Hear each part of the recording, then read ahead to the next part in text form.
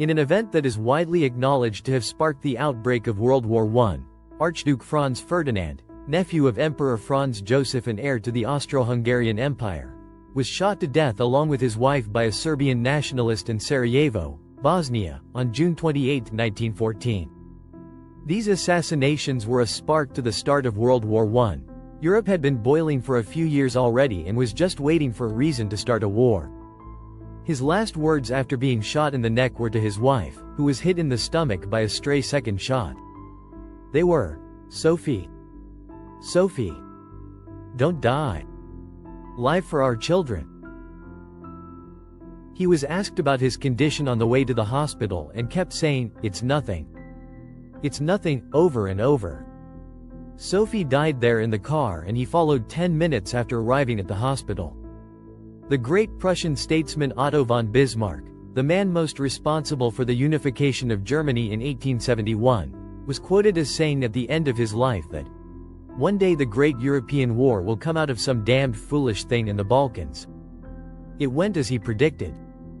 The Archduke traveled to Sarajevo in June 1914 to inspect the Imperial Armed Forces in Bosnia and Herzegovina, former Ottoman territories in the turbulent Balkan region that were annexed by Austria-Hungary in 1908 to the indignation of Serbian nationalists, who believed they should become part of the newly independent and ambitious Serbian nation.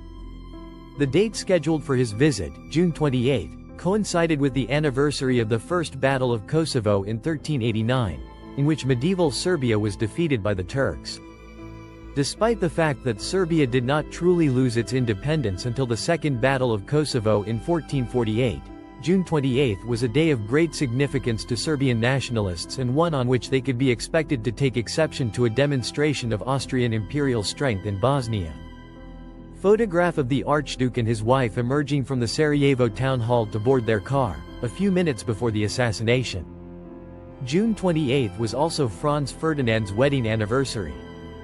His beloved wife, Sophie, a former lady-in-waiting, was denied royal status in Austria due to her birth as a poor Czech aristocrat, as were the couple's children. In Bosnia, however, due to its limbo status as an annexed territory, Sophie could appear beside him at official proceedings. On June 28, 1914, then, Franz Ferdinand and Sophie were touring Sarajevo in an open car, with surprisingly little security, when Serbian nationalist Nedeljko Kubrinovic threw a bomb at their car. It rolled off the back of the vehicle and wounded an officer and some bystanders.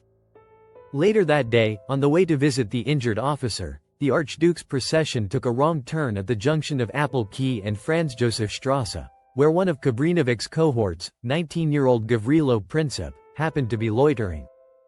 Seeing his opportunity, Princip fired into the car, shooting Franz Ferdinand and Sophie at point-blank range.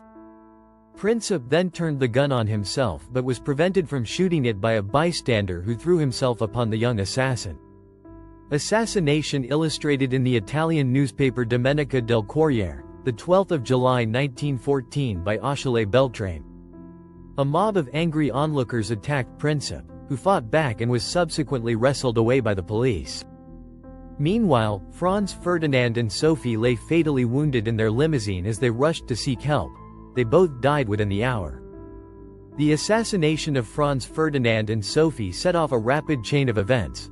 Austria-Hungary, like many in countries around the world, blamed the Serbian government for the attack and hoped to use the incident as justification for settling the question of Slav nationalism once and for all.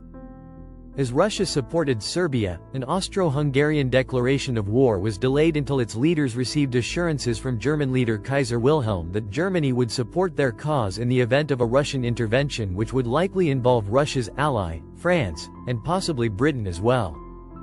On July 28, Austria-Hungary declared war on Serbia, and the tenuous peace between Europe's great powers collapsed. Within a week, Russia, Belgium, France, Great Britain, and Serbia had lined up against Austria-Hungary and Germany, and World War I had begun. The Archduke and Duchess in the car, the morning they were killed. Sarajevo, June 28, 1914. The Archduke and his wife leaving the train in Sarajevo, June 28, 1914. This picture is often said to depict the arrest of Gavrilo Princip, although several scholars say that it depicts the arrest of Ferdinand Bär, a bystander who was initially suspected of involvement in the assassination. Gavrilo Princip is arrested moments after the assassination. Crowds on the streets in the aftermath of the anti-Serb riots in Sarajevo, the 29th of June 1914. Gavrilo Princip outside the courthouse. Gavrilo Princip, seated in the center of the first row, on trial on the 5th of December 1914. Gavrilo Princip, a 19-year-old Bosnian Serb, was arrested for the assassination of Ferdinand. Princip's FN Model 1910 pistol, Museum of Military History, Vienna. The blood-stained uniform of Archduke Franz Ferdinand of Austria, being displayed sometime after his assassination. The 1911 Graf and Stift 28/32 PS double Phaeton in which Archduke Franz Ferdinand was riding at the time of his assassination, Museum of Military History, Vienna.